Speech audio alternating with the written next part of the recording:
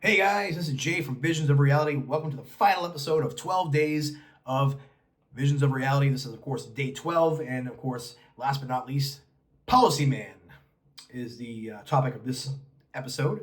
And Policy Man. So, this is the outlier on the album. That's why I put it as the last song. It's basically a bonus track. And it's all about, should I say his real name? I don't know. But hopefully, the information I provide in this video will give those who care and want to do some research on who this gentleman is, whom I have total respect for, by the way.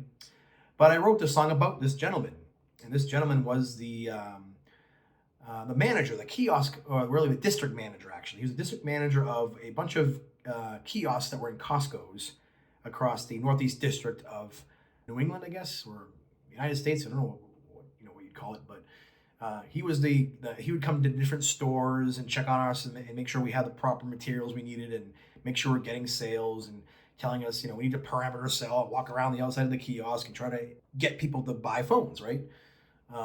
And I really, I really hated that. I was not a confrontational type of person. I didn't like to put myself out there. I'd rather people walk up to me and ask, and then once they started asking me questions, I was very good at, asking the probing questions, and if they really actually were serious shoppers, I would get sales out of that. So I did pretty good, and I got promoted to kiosk manager at one point working there before I got fired for some unfortunate unethical decision I made. But that's a long story. But this guy Byron Kirkwell, we'll call him. He was the district manager of Wireless Advocates. Was the name of the store that we sold T-Mobile, Verizon, and Sprint back then. And it was just funny because he would always come in, and I would have my friend Matt Duke working with me alongside me for a while there too. I think we got hired around the same time, or maybe he started shortly after me. Um, but yeah, it was just fun because he would always come in and tell stories and stuff, and he was also so by the book. But at the same time, if you didn't see something happen, and you got to, like some sales bosses are, right? If you can get something done and it's maybe slightly off the books, but still legal, you might turn a blind eye to it. He was that kind of guy sometimes, but he would never admit it. He was never the kind of guy to ever admit to it. But he'll turn a blind eye to a small white lie, if you want to call it that, or as long as nobody got hurt in the end, and that we got the sale in a legal way.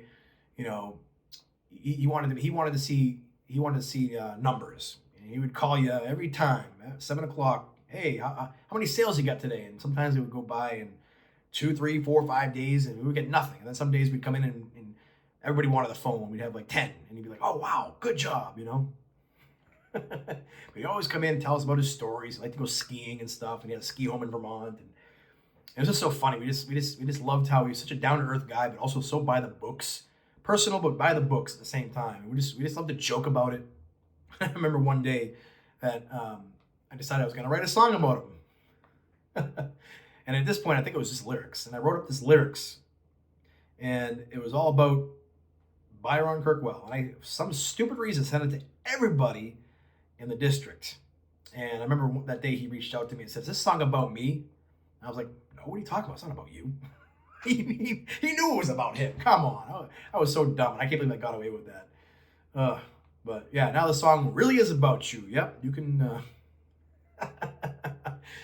you can definitely, was that song? You're so vain. You really think the song is about? Yeah, this song is about you, Byron. If anybody knows who this guy's name is in real life, I hope he hears it someday because it's funny and it pokes fun at him, but in a loving way. We had a lot of respect for him. If I saw him today, of course, I would still have respect for him. He was a very good boss, and even when I got fired, he would have tried to get me back, except for my own stupidity. And I appreciated working with him. But this song is all about the policy man, and it has a special place in my heart because it's like an inside joke that I turn into a song that hopefully other people can relate to. Having worked in retail, especially trying to sell phones in a mall, or having to do perimeter sales and having to approach people in the mall and try to that experience is just, yeah. I had to make a joke. Had to make some fun about it. And the last line, policymaker, heartbreaker of wireless advocates. That one's from Matt Duke. Thank you for that line. And the last little laugh at the end. That was actually from Frank Crumley, who was our kiosk manager. He would always go gah whenever he came into the store.